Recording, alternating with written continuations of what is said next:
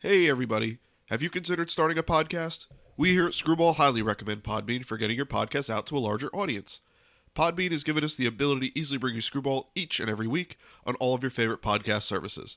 Use the link podbean.com/screwball to sign up and save up to 35% annually.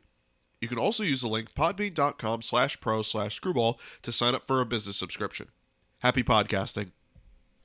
Hey everybody, welcome back to Screwball, a baseball podcast, your home for everything baseball. I'm your host Mike Lepre, here with my co-host Frank White. Hey, how's it going? This is episode 90 of Screwball. We're coming after a week off, and we started our off season here. And there's a lot of happenings around baseball prior to the current lockout that we are going through regarding the CBA agreement. So there have been, as you probably know, some signings, some major free agent signings, including, Max Scherzer and Corey Seager and guys like that. But we're not really going to cover, the signings in these weeks. We're going to wait till our predictions episode once we kind of have a full scope, what the league looks like, what teams look like, and et cetera, and what the CBA even looks like. We don't even know what that looks like. So it's just not really worth getting into now. But we're going to start our, kind of similar to what we did last year, where we did an all-time list by positions. We're going to do an all-time list by franchise. So it works out kind of like how we do our predictions. We're going to start with each division, and we're going to go team by team in each division, and we're going to go position by position in each team, and just say, and talk about who's the best player at that particular position for that franchise. Who was the best shortstop for the Orioles? Who was the best catcher for the Blue Jays? Who was the best outfielder for the Yankees? Stuff like that. So let's start with we're going to go in like alphabetical order here. So we'll start with the Baltimore Orioles. So we did a miniature version of like a starting roster. We do a starting 9, including a DH and a starting rotation, some relievers, and then we have honorable mentions that kind of fill out like a quote-unquote like a bench. I did more honorable mentions. I think you did a little bit more of a bench. I just kind of threw guys onto a list because it was like, well, they deserve to be mentioned. So let's get right into it with the Orioles. I'm going to go position by position, starting with catcher around the horn. So the all-time franchise catcher after the Orioles is Chris Hoiles. Starting first baseman is Eddie Murray. Second baseman is Brian Roberts. Third base is Brooks Robinson. Shortstop Cal Ripken. And the 3 outfielders in no really distinct outfield position. I didn't really go center field, left field, right field. It was just kind of 3 of the best outfielders. I did Adam Jones, Frank Robinson, and Nick Markakis. And for the DH position, I did Rafael Palmeiro. Moving on to the starting pitchers, I did Jim Palmer, Mike Mussina, Dave McNally, Urban Shocker, and Mike Cooler, I believe is how you say his name, or Mike Culler or something like that. And then the 2 relievers I have are Greg Olson and Zach Britton. And just a quick run through of my honorable mentions, really in no position order or anything, just who came to mind first. Boog Powell, Ken Singleton, Darren O'Day, Manny Machado, Matt Wieters, Bobby Grich, Davey Johnson, and Paul Blair. Orioles are just a great franchise. It was kind of an easy list to make, especially the infield positions. Cal Ripken, Brooks Robinson, guys like that. Those are pretty easy, pretty much on everyone's list, I would think. Eddie Murray, so there's definitely some guys here. The Orioles have a great historic franchise, and there's definitely guys here that would make an all-time team, kind of like a Cal Ripken. But that's the kind of team I'm looking at, so I don't know what your roster is looking like. I'm sure it's kind of similar, so let us know what you're looking at, Frank. Yeah, so, I think you mentioned pretty much every player that I have on my list in some sort of capacity here. But to start, I got Matt Wieters at catcher. First base, Eddie Murray. Can't go wrong there. One of the greatest switch hitters of all time. Second base, Brian Roberts. Another one who's, Oriole lifer. Just funny to see that the first 3 guys here on this list, for me, were all switch hitters. Yeah, that's pretty interesting. So, shows you their versatility and their depth there. Third base, Brooks Robinson. I mean, it's pretty much set in stone at this point. Shortstop, Cal Ripken. Another one pretty much set in stone. We go to the outfield, we got Frank Robinson. I know he didn't play there a whole bunch, but still, his years there were very impactful. Outfielder Ken Williams, older player, and outfielder Boog Powell, who was MVP one year. Oh, I didn't know I'm that. pretty sure he was MVP one year for the Orioles. Oh, wow. And a big home run hitter. And has Boog's Barbecue out there in Camden Yards, so it still has an impact on the Orioles. Yeah.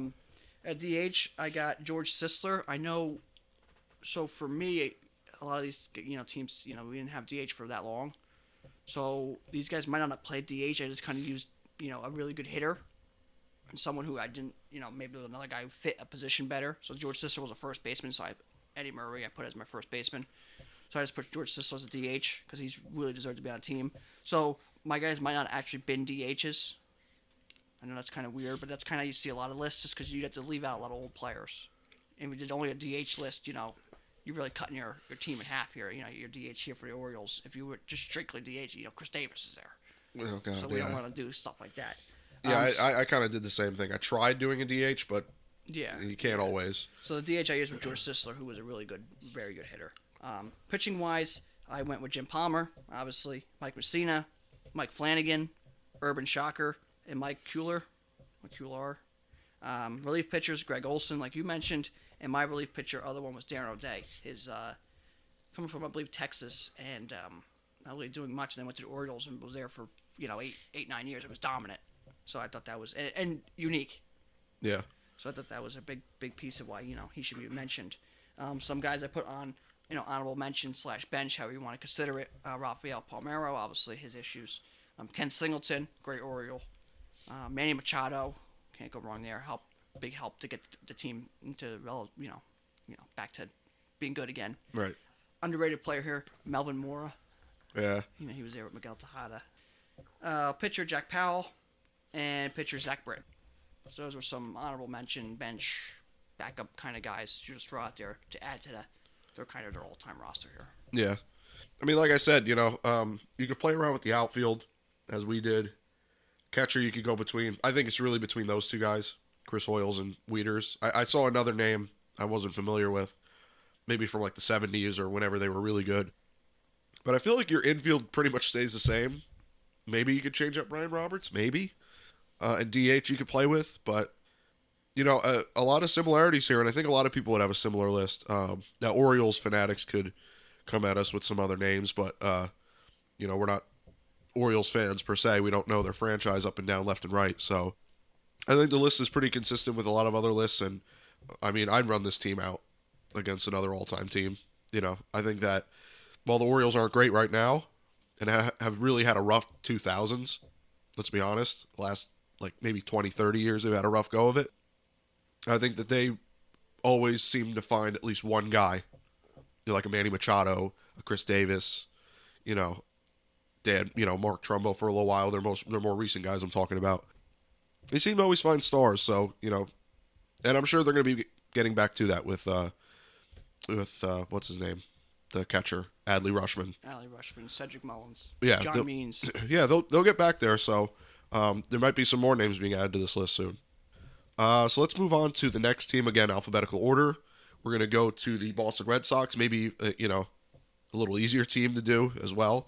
But also simultaneously kind of a hard team because they had so many, they're a team that's had a lot of legends come through. So let's run through the Red Sox, same thing we did with the Orioles. Let's go position by position. So as the all-time franchise catcher, I have Carlton Fisk. At first base, I have Jimmy Fox. Second base, I have Dustin Pedroia. Third base, I have Wade Boggs. Shortstop, I have Nomar Garciaparra.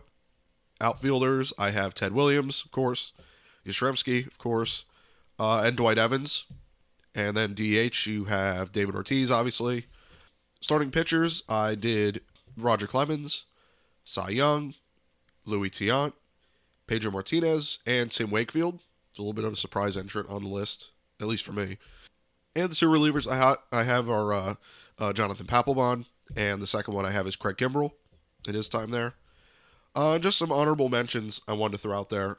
Jim Rice, I don't think gets enough credit. Manny Ramirez, Tris Speaker, Fred Lynn, Bobby Doerr, Bob Stanley, and Mookie Betts. Mookie Betts obviously gone there, but left an impression for sure. Yeah.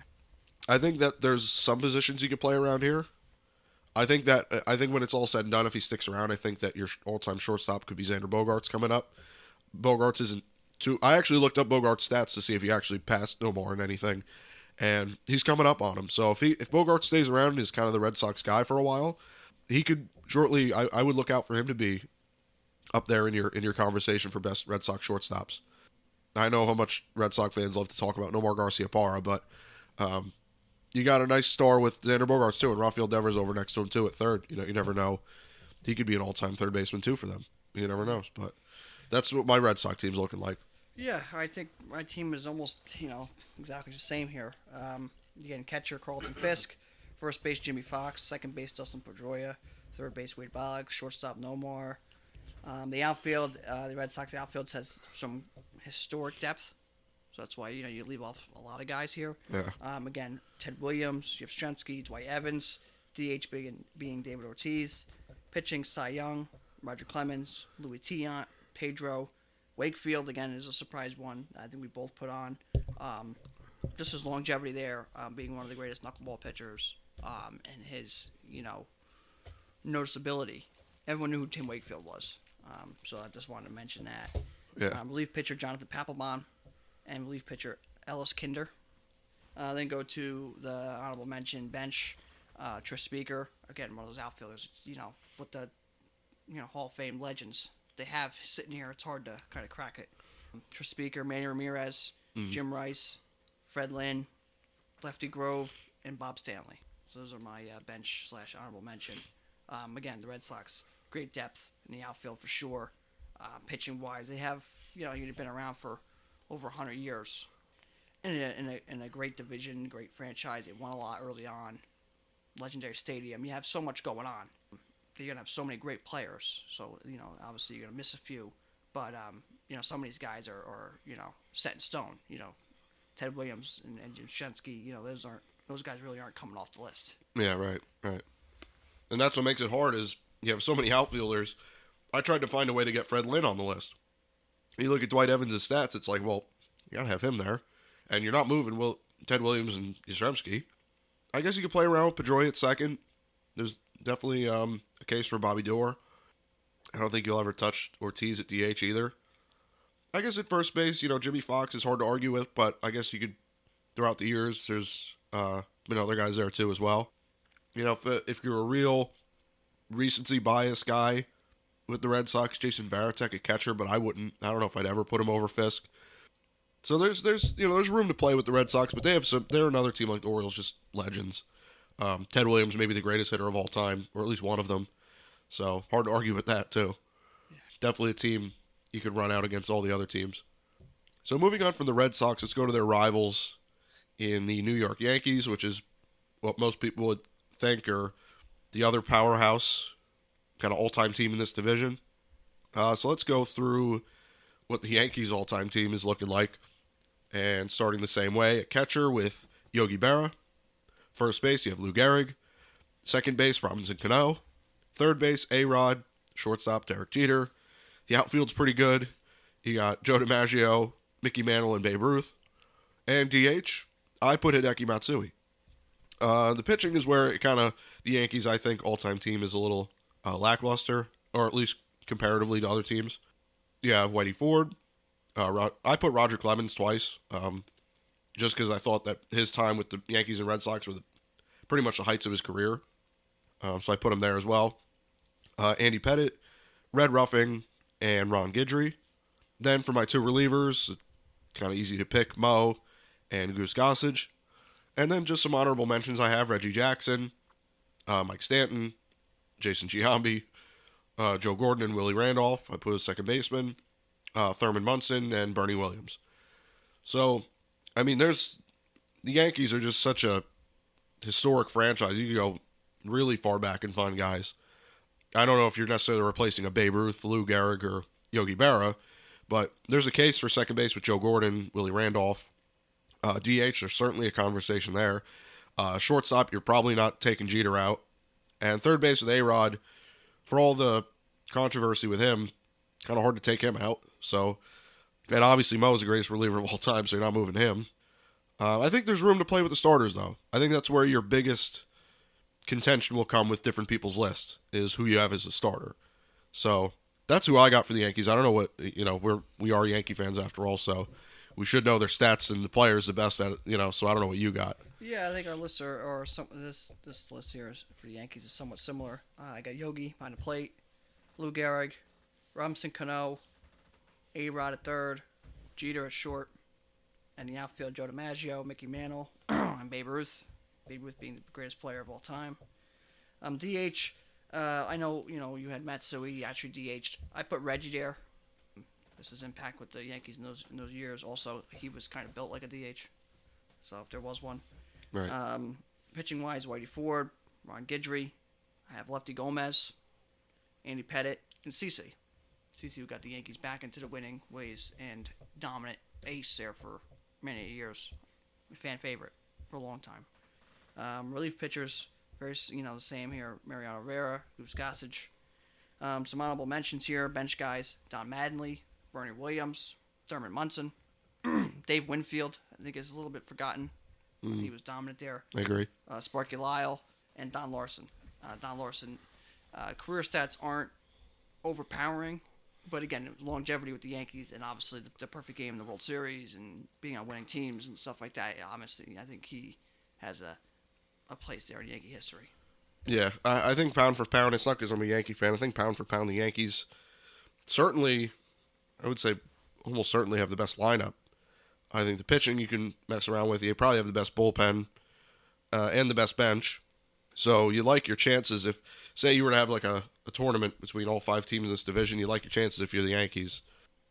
They had a lot of success in the early days of the league, in which believe their first World Series was in 23. So since then they kind of always had a dynasty going. Red Sox are right there, Orioles. So again, there's room to play with some of these positions. As you saw, you put Reggie Jackson at DH. It makes sense because really, if you look at up and down, he's probably the next best hitter you could put in the lineup. So he makes the most sense.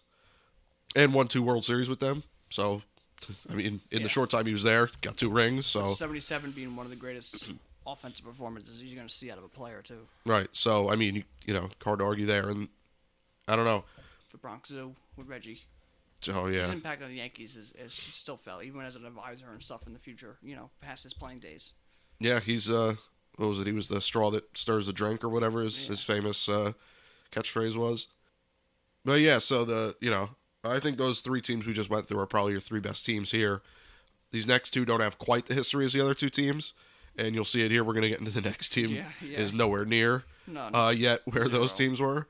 So you're going to hear a lot of recent names here if you kind of grew up with baseball like we did in this era. You just hear a lot of familiar names. So let's jump into that team, the Tampa Bay Rays / Devil Rays. When were they put into the league? In the last 30 years? Like in the 90s, they were early 2000s? I think it was right after the strike in 94. You had the Diamondbacks came in, right? Mm-hmm. They came in 97? Yeah, it was something like that. I think Buck Showalter was like one of their first. They came in, Diamondbacks and Marlins came in together. Yeah. And then Tampa Bay and somebody else came in together. I don't remember who it was. Maybe the Nationals for the Expos? I don't know. Somebody, I think, with a brand new team altogether. Or maybe the Marlins. Might have been Diamondbacks and Rays came together. Or Marlins came with somebody else. Maybe the Rockies. Yeah, I'm not. Have a really long history. I'm gonna look it up right now just because I'm curious. They were the first year for the expansion team. They were approved in 1995, like you said, post strike, and they began playing the 98 season. That was when they came in. Did they come in with anyone? Is the question. The Diamondbacks. Had to come in with 2. Yeah, have to come in with another team. Right. So the Marlins must have came in earlier. They must have come in pre-strike because they won in 97. They won in 97. So they had to come in with probably like the Rockies. Maybe the Rockies, because the Rockies haven't been around that long. Yeah, maybe them. Otherwise, pretty much every other team's kind of been around for a long time. Right. Yeah, so you have a team here in the Rays who, granted the Diamondbacks have a little bit more history with them because they had that famous 01 World Series and have had some years since then. The Rays have a little bit more of a low-budget team and kind of have had to make things work since their inception. So the very more recent success. Yeah. In the last 5 years. Yeah. And they went to the World Series in 08. That was their first taste. Really, after 10 years of being in the league, that was their first taste. And just recently, you have a 100-win team this year, even though they got knocked out. They were in the World Series during the 2020 season. So, they're getting there. Even with the low payroll, they've figure it out. But this list is obviously nowhere near the Orioles, Red Sox, or Yankees list. So let's get into some names here with the Rays starting again from the catching position.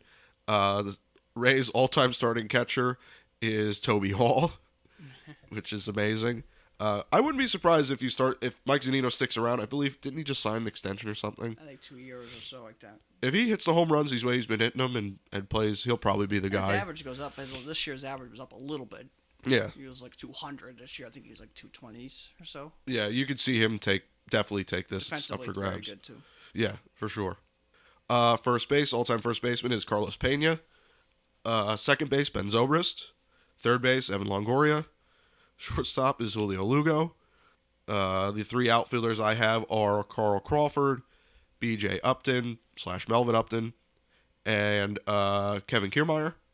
And the all-time DH for them I have is Fred McGriff. As far as the starting pitching, I have James Shields, David Price, Blake Snell, Scott Kazmir, and Matt Garza. The two relievers I have are Rafael Soriano and Fernando Rodney. And then my honorable mentions are Aubrey Huff, Jake McGee, Chris Archer, Desmond Jennings, Rocco Baldelli, Logan Forsythe, and Jason Bartlett. So, some recent names there. Some just aren't that great. Some incredible names. Especially the relieving core has been, other than a few guys, I think their all-time saves leader they have like 101, and he was only there like 4 years. So, it's you could kind of pretty much pick your poison with the relievers. Starting pitching, though, is one of their bright spots. It always has been. So I think that their starting pitching stacks up pretty well, especially these guys that were in their prime, Shields and Price and Kazmir, and, so their pitching stacks up. It's just their hitting is, it's really something else. Good, yeah. So I don't know. Yeah, what does your list look like? Yeah, I mean it's pretty similar because again the player depth here is incredible. It's not good really. So catching wise, Toby Hall. I'd say that's probably the first time I've seen his name since he played. Even then, no one wanted to see his name. First base, Fred McGriff. Obviously a great player, a Hall of Famer. Hopefully soon to be. But Hall of Famer. Ended his career there for a little while. Actually had some good years. Ben Zobrist. I think really started the versatility we see now in baseball with players. For sure. Longoria possibly being their best player they've ever had. Julio Lugo, Carl Crawford had a great run of it there. Melvin / B.J. Upton. Desmond Jennings I have as my other outfielder. D.H. Aubrey Huff. Obviously had success after his career there too. Starting pitcher James Shields, Big Game James. David Price. Matt Garza threw a no-hitter there. Blake Snell, obviously very recent history here. And Scott Kazmir had some great years there. Pitching-wise, relief pitching-wise, Alex Colomé. He was there for actually a good stint there, 6-7 years. And Jake McGee. He was there for a while as well. Some bench honorable mention, Travis Lee. Sean Rodriguez, another versatility guy. Really brought that. Rocco Baldelli, first overall pick, right? Yeah, I think so, yeah. Like the savior, and he played pretty good for a couple of years. Injuries really struck his career short. Was also a coach there, I believe, bench coach or base coach for a little while. Something, yeah. Matt Joyce really had a solid. That's where he had the majority of his numbers there. Yeah. Fernando Rodney just didn't pitch that long there, but obviously his couple of years were great. And Chris Archer was actually back there, but he had a really good, 4 or 5 years there. Yeah. So the Rays, a lot of these guys are more recent. In the last 10 years they've been there, just because that's when the team kind of turned a little bit better. Right. For the most part, though, the first 10 years of that franchise, you had really guys ending their careers trying to pad on stats, looking for just a place to play, getting some money, makeshift managers in a makeshift stadium. Yeah. And the toughest division in baseball. Yeah, they had some bad years before they started to have this resurgence. Teams and 100 and so losses. Wade Boggs 3,000 hit. You had guys like Canseco. You just place where your career kind of faded off into the sun, just to pad some stats essentially. Yeah. Because you really weren't going to be good until the late 2010s, or I should say late 2000s into the 2010s, where you actually became a somewhat competitive team. And again, the hardest division. If they were in a different division, does that help them? Look at the Diamondbacks. They walked into the NL West where the Padres were good for a couple of years. Giants really weren't that good. Yeah. They were all right. Hit or miss years. Dodgers weren't that good. So you were able to kind of walk in and be like, okay, we're somewhat good. You walk into the Yankees, Red Sox, even in the late 90s, Orioles were still okay. Toronto was just coming off of back-to-back World Series. So you walk into the toughest division. Yeah. So it was kind of hard to really, get footing, spinning your tires on ice. Yeah, you come in in 98. Yankees and Red Sox really haven't let up since then. Yankees won 3, going on to win 3 in a row. Yeah, you don't even have a shot there. The Orioles I believe they were just coming off great years. Like you said, Blue Jays were coming off World Series not too long ago. So, and then you're here as an expansion team with Aubrey Huff as your DH. It's like, oh, okay. It's like, uh-oh.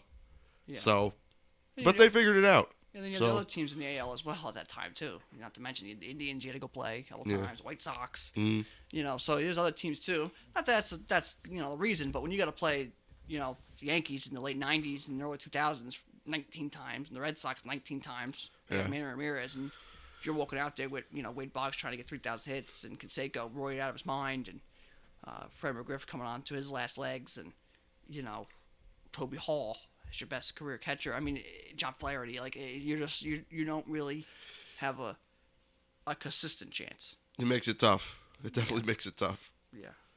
Yeah, and in your stadium and your fan, you don't really have a great fan base, and your stadium was, so it's just everything was against them. But now they're here. Yeah, and they're good, and they figure it out every year.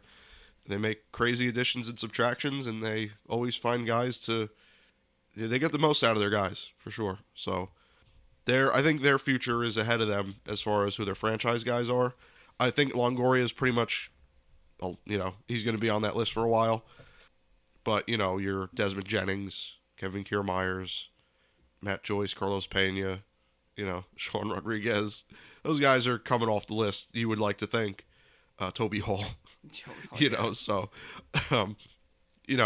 as they start to have better years here, you could see a Randy Arozarena all of a sudden be one of their best outfielders ever. A Mike Zunino. Wander Franco is probably already one of their... You could almost put Wander Franco as their best franchise shortstop. Yeah, actually, yeah. I probably even should have just thought about putting Wander Franco down there instead of, what's his name? No. Bartlett. Oh, Jason Bartlett. Yeah, I probably should have put Wander Franco in there. But, I mean, his careers remain to be seen, but he's exciting. So, I think he'll be fine. So, the last team, at least alphabetically, in this division is the Blue Jays, who are a little bit in between, the Rays and the other teams. They have some names here, but they don't have a ton. They're not as storied as the Red Sox, Yankees, and Orioles. So, there's definitely some names here, but they're not... I don't think they're going to... There's not as much recency bias as there is with the Rays, but they're not going to blow your socks off. At least that's what I found with my list. So, starting again, same way, starting with the catching position. Blue Jays all-star, our all-time catcher is Ernie Whitt. At first base, Carlos Delgado. Second base, Roberto Alomar. Third base, I have Josh Donaldson. Shortstop, I have Tony Fernandez. My 3 outfielders are Vernon Wells, George Bell, and Jesse Barfield. And at DH, Jose Batista. As far as starters, you have Dave Stieb, Roy Halladay, Jimmy Key, Jim Clancy, and Pat Hentgen. And the 2 relievers are Dwayne Ward and Tom Henke. Then, as far as honorable mentions, you have a ton of other guys here, honestly. Alex Rios, Greg Zaun, Roberto Ozuna, Edwin Encarnacion, John Olerud, Joe Carter, and Sean Green. I think there's definitely depth to this Blue Jays as far as the hitting, especially recent with Jose Batista and Encarnacion and Donaldson. Those years like the Orioles where they kind of made a little bit of a comeback and they were in the championship series and they had that famous game against the Rangers in the playoffs. So there's a little bit more recent guys here because they had a little bit of a run going on. But overall, there's a nice solid mix between the mid 2000s, late 2000s, 2010s, early 90s. There's a nice solid mix here. So I don't know what your Blue Jays list is kind of looking like here, but yeah, it's pretty similar. The Blue Jays, not too much real old history, more late 70s, 80s, 90s is kind of where you get most of their franchise guys. So to go into it, like you mentioned, catcher Ernie Whitt, first base Carlos Delgado, the spitting image of your Don Alvarez. Yeah, sure. Second base, Roberto Alomar. Third base, I have Rance Mulliniks. Rance Mulliniks. That's why I have a third base. He is like third or fourth all time, most games played for Toronto. And he was a big part of their winning in the late 80s and 90s. Just wasn't a big stat RBI home run guy, but, on base, I think he had like a 370 during those years. Like, he was on base getting hits, just, unsung hero. So I just wanted to bring him up. Just his longevity there, too, was a real big thing. Shortstop Tony Fernandez, he was there like 3 different stints. He was always there playing. Yeah. Outfield Joe Carter. I mean, touch them all Joe's biggest moment probably in Blue Jays history. So how do you not have him, on there? Yeah. Vernon Wells was there for a long time, played well. George Bell won an MVP there, I believe. Very good player. DH Edwin Encarnacion, just fan favorite and never really lacked talent with them. I've seen Jose Bautista dip off and could he have been on steroids? Who knows? Edwin Encarnacion, you never really, wondered about that. Right. Starting pitcher-wise, Dave Stieb, one of the best pitchers of his time. I think he doesn't get credit at all. I agree. Next one, Jimmy Key. Third pitcher, Roy Halladay. Another one, Pat Hennigan. And the last one, I got David Wells. David Wells had some great years there. Another one, he kind of played on a bunch of teams. Doesn't really have that one that he could really lock in and say that was his team. I think the Blue Jays for David Wells is probably pretty close, even though I think he had his issues with the Blue Jays. Yeah. But, he had some years there, and he was really good. Really was like an ace for the Blue Jays. Yeah. Relief pitchers Tom Henneke and Dwayne Ward.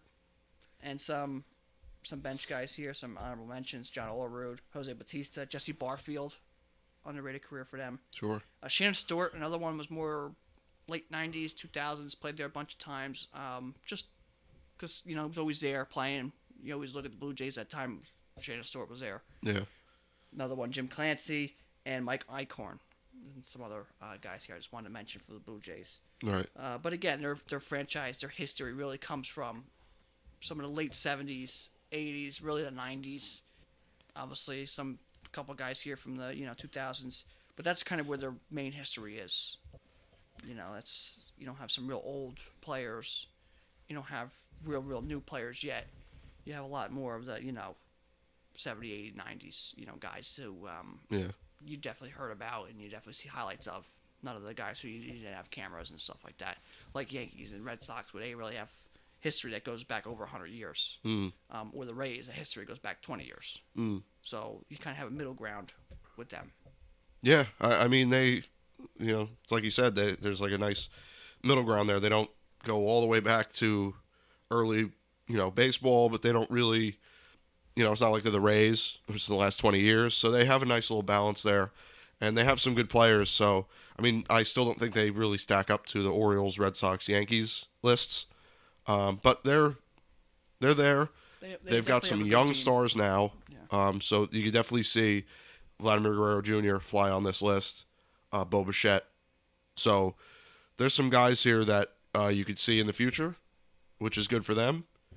But for now, their all-time franchise list has definitely some good players on it, but not quite the history as the Yankees, Red Sox, Orioles. Greats. Right. You see the Yankees and Red Sox, or even Orioles, but the Blue Jays have a really solid, all-time team here. Sure. And you could put them against, just about anybody, and they'll, it'll be a really good game. Good pitching. Especially with the pitching, yeah. But yeah, the Blue Jays definitely have a solid franchise team here, Otherwise, that's pretty much that's it. That's our AL East. Yeah, that's the division. There's some franchises that, again, some of the greatest players of all time, but also a franchise that has, little to none yet, at least. But it's fun to go through them because you get to see some of these names and you get to pull them out. But also you get to pick over, when you look at the Yankees and the Red Sox, the outfield's kind of set in stone. So who Right, yeah. Do you want to be brave and pull one of them out? Or, you're going to be brave enough to leave them off?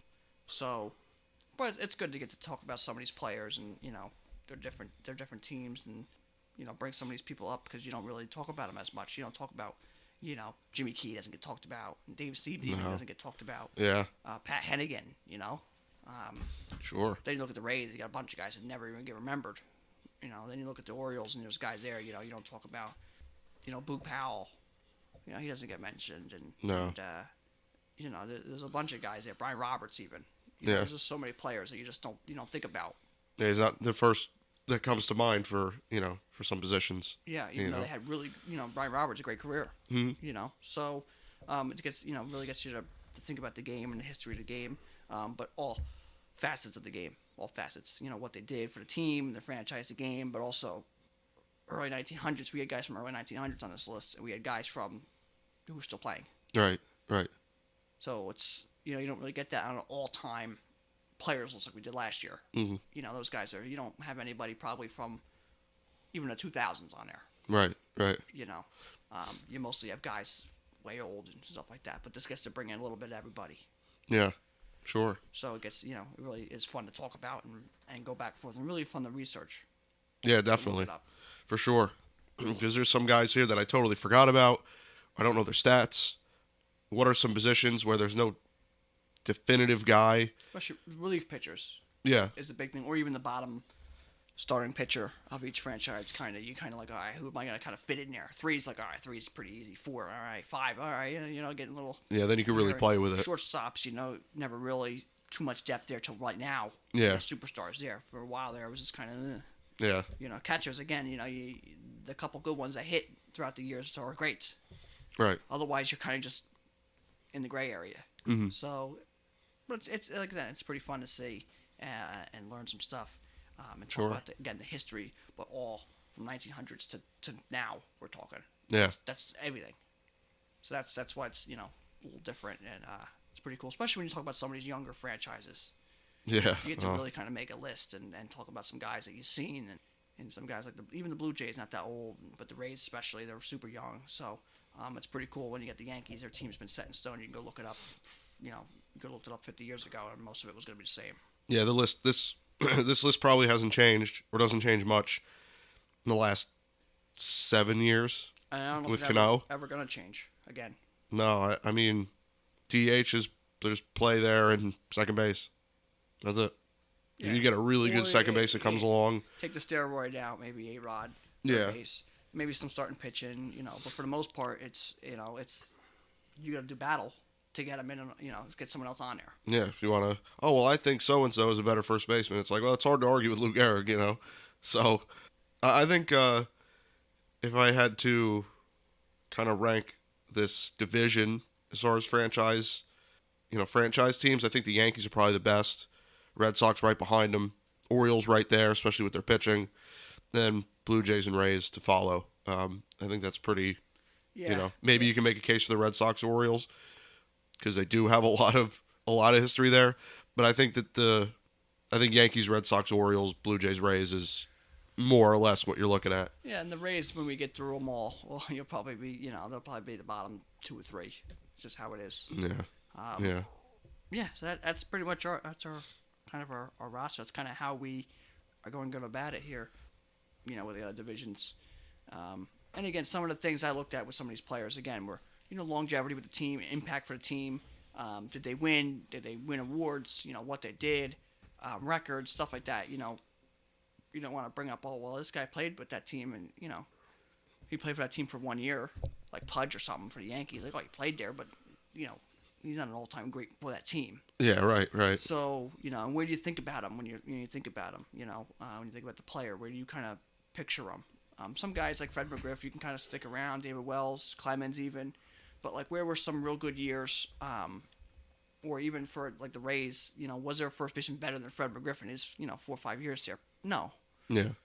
Was those Fred McGriff's best years or best team? Probably not. But for them, you go look in their history, you're going to see Fred McGriff quite a bit. Right. So that's kind of how we did it too. So obviously you can go look anywhere. You'll see different lists and different players and different eras and reason why. But we kind of keep it, we don't try getting into too much of the stats because you'll be here for a week doing each team. Sure. Yeah, definitely. You could be here forever to argue about one position on one team, so... Yeah. Especially when it's as deep as the Yankees or Red Sox. Oh my God! You go, Babe Ruth, you could do that. Like, come on, give me a break. Yeah. So, that's pretty much our list. The only other thing we got to add here is, of course, our trivia question. Yeah. Obviously, it brings up legends and Hall of Famers and stuff like that. So, behind the number 42, which is retired by every single team for Jackie Robinson, what is the next highest number or most retired number in MLB history? That number being number 20 is retired for 10 players. A couple of those players include Mike Schmidt, Luis Gonzalez, and Jorge Posada. Those are just a couple guys who wore 20 that got retired. But that is the next highest or next most retired number in baseball is number 20. Yeah, I believe, like I said, by 10. I believe the second highest or third highest, I guess you would say, is I believe it was number 14. We've seen more. I think Konerko's got his number retired, and some guys like that, Pete Rose. So I think that was the second. That was the next one with 9 players. Yeah. I figured it was within. If it wasn't 42, I had to guess obviously within the first 10, 1 through 10. It's easy because that goes back to the earliest days of baseball, where they were numeric, for the lineup, and then 10 through 20 make the next most sense. Anything above 42 is kind of, there's a few there, 44, 50 maybe, stuff like that, but it had to be within the first 20 or 30. You would have thought, 25. So yeah, that's a good one. I didn't really. It took me a few guesses. I didn't think 20 was the nice round number, but I didn't really think of too many players with 20. So no, that's definitely a good trivia question. I don't know. I would like to see the list of is it 42, 20, 14, 15. Yeah, I don't know. It'd be a cool list to look up. Yeah, and it's ever changing, especially with numbers getting retired more and more now than ever before. It's an ever changing list that we're going to see be adjusted possibly, each year.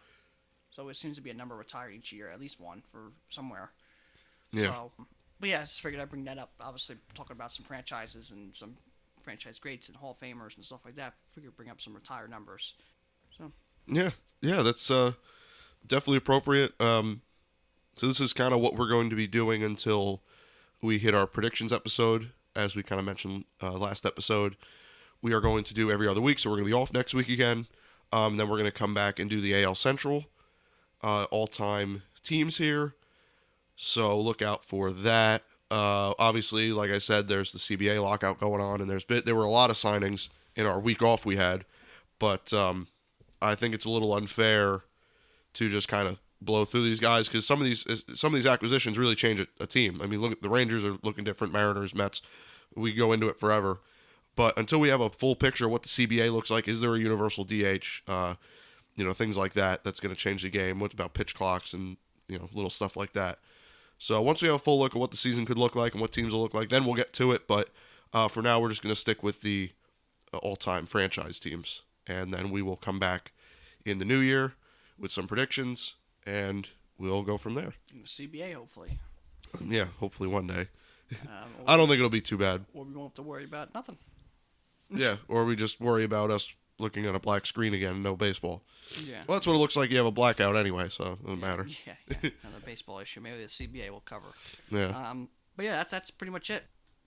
We're right now we're in a lockout, which I feel like will be handled. Yeah. By early January, early New Year. But obviously a lot happened leading up to the lockout for good reasons. You want to have some security on your on your money and stuff. Mm-hmm. But exciting to see what a new CBA can look like, and just to get the game free agency back rolling again. Before you know it, spring training will be here, and the weather will be warming up, and we'll have baseball again. Sure. Yeah, definitely. Yeah, we'll see what happens with the CBA. We'll come with every little news bit we get for each episode. Who knows, maybe by the AL West episode, we have some news of the CBA. It's on the good side, but I could see it lasting a little while. But I think overall, I think they're going to avoid a real lockout. So I don't think there's that much, as of right now, how it's seeming, I don't think there's that much to worry about. Obviously, the word lockout is tough to swallow. You don't want to go without a little bit of the season, but let them bicker it out and figure out what they want to do for the next few seasons, and then we'll go from there. So everybody already lost money once, last 2 years ago, however you want to count it, 2020. So do the players and the owners really want to lose money again so quickly? Wouldn't be advisable. Yeah, I wouldn't say so, especially with the game trying to grow. So we'll see. I think we'll be fine. And you can't listen to the reports. Every report always, not every report, but there's always reports coming out there that it's doomsday and baseball will never come back. And always it was like that for with the COVID stuff. And the next day they sign a deal and it's like, just shut up. Yeah. There's always people out there. Oh, it's never coming back. That's not the case. Baseball will be back at some point. When, I don't know. I think it'll be, end of December, early January. You'll have a deal done. Right. Yeah, I agree. So like I said, we'll come with updates as we get them. But for now, we're going to be off next week. Come back in 2 weeks, the AL Central list, and we'll go from there and see what's going on. Yeah. So if that's all I got for this episode with our AL East all franchise team. If that's kind of all you got too, then we'll wrap this one up. Yeah, that's it. That's all I got. All right. Well, thank you guys for listening. You can catch this podcast on Apple Podcasts, as well as Google Podcasts and Spotify. You can listen on our regularly updated YouTube channel, as well as our website, screwball.podbean.com. You can follow me on Twitter at RealMikeLepre. You can follow me on Instagram at Mike Lepre. And you can follow me on Instagram and Twitter at FDubs10. You can follow our official Screwball Twitter at ScrewballPod. You can follow our official Screwball Facebook at ScrewballPod. No E in Screw. And that's it from us, guys. We'll see you next episode. Yep. Take care.